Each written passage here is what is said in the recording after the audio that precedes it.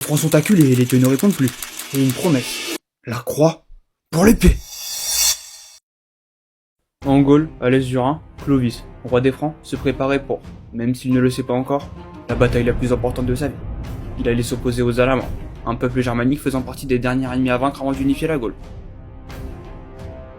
10 ans auparavant, Clovis, à Soissons, face à Siegfried, avait vaincu les derniers Romains en Gaule et était déjà perçu comme une menace par tous les empires gaulois. À ce moment, Clovis voyait déjà les choses en grand. Il voulait dominer la Gaule et l'unifier sous une seule foi. La foi païenne.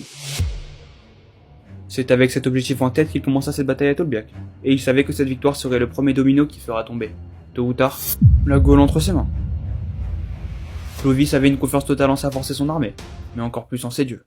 Alors je vous laisse imaginer la désillusion qu'il eut quand il vit son armée reculer, acculée, alors que les Alamans frappaient comme des bêtes venues d'un tout autre monde. Et même si son armée lâchait, Clovis avait toujours avec lui sa plus grande force. Alors il regarda le ciel et pria, Odin, Thor et Tiwaz. Mais rien. Les dieux restèrent silencieux et ses guerriers tombèrent un à un. Étrangement, un souvenir lui vint en tête. C'était lui et Clotilde, sa femme, chrétienne, qui lui répétait une énième fois de se convertir au christianisme et d'abandonner ses dieux. Il avait toujours ignoré ses demandes, mais aujourd'hui, c'est comme si elles venaient à lui. Alors il lança un pari au ciel. Dieu de Clotilde, donne-moi l'épée, et je ferai porter à la Gaule ta croix. Et c'est les yeux ébahis que Clovis vit son armée reprendre du courage et faire tomber le chef des Alamans. Clovis était donc vainqueur. Le Noël prochain, Clovis avait totalement changé et était en tunique blanche, aux côtés de l'archevêque Saint-Rémy, prêt à être baptisé. Tiens-toi bas, Firsican. Adore ce que tu as brûlé.